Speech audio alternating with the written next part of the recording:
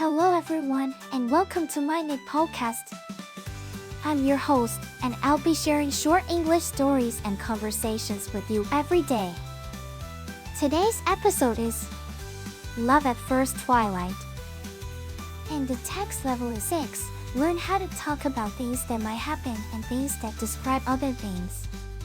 Stick around till the end for 5 quick questions to test your understanding. Alright then, let's get listening. Love at First Twilight. The moment I stepped into the grand hall of Whitehall Palace, I felt as though I had entered a different world. It was the evening of November 14, and I had been invited to attend the first performance of Shakespeare's Twelfth Night. As I looked around at the lavish decorations and the nobles and attendants, I couldn't help but feel a sense of wonder. That's when I saw him, the most handsome man I had ever laid eyes on. He was standing across the room, his piercing blue eyes scanning the crowd as if searching for someone. Our gazes met, and I felt a spark of electricity run through my body. It was as though time itself had stopped. As the play unfolded on stage, I found myself lost in its magic, but my thoughts kept wandering back to him. Who was this mysterious stranger? And why did he seem so familiar? The questions whirled in my mind like a tempest, but one thing was certain: I had to find out more about him. Little did I know that our encounter would set off a chain of events that would change my life forever.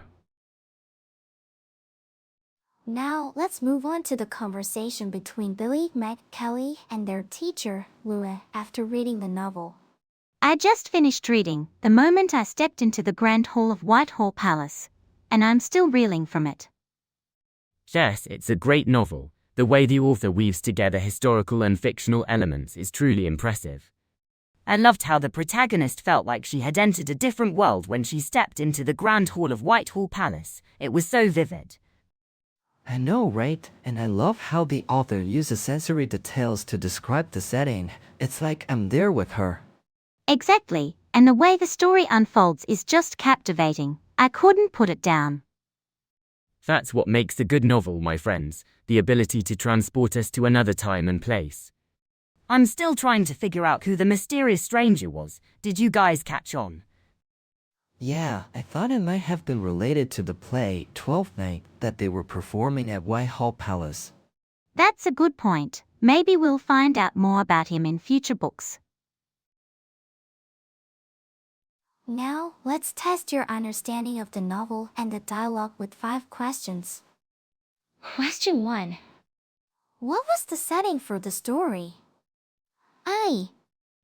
A modern city. B.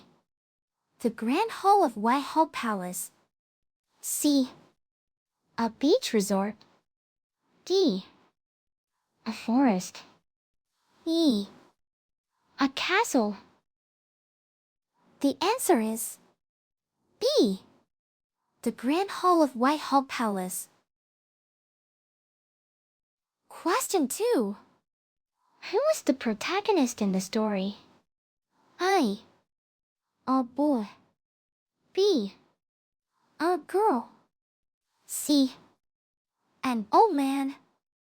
D. A young woman. E. A queen. The answer is D. A young woman. Question 3. What play was being performed at Whitehall Palace? A. Hamlet. B. Romeo and Juliet. C. Twelfth Night. D. Macbeth. E. The Tempest. The answer is C. Twelfth Night. Question 4. Who did the protagonist meet in the Grand Hall?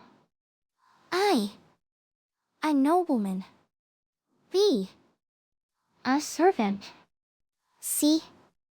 A handsome stranger. D. A friend. E. A family member. The answer is C. A handsome stranger. Question 5. What was the outcome of the protagonist's encounter? A. She lost her way in the palace. B. She found a new friend. C. Her life changed forever. D. She got into trouble. E. Nothing happened. The answer is C. Her life changed forever. That's it for today's quiz. How many did you answer correctly?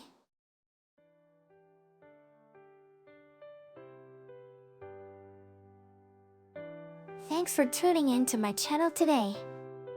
I hope you enjoyed the stories and conversations and found the quiz challenging yet fun. Don't forget to subscribe or follow us for more daily English learning content. Until next time, keep practicing your English and have a wonderful day.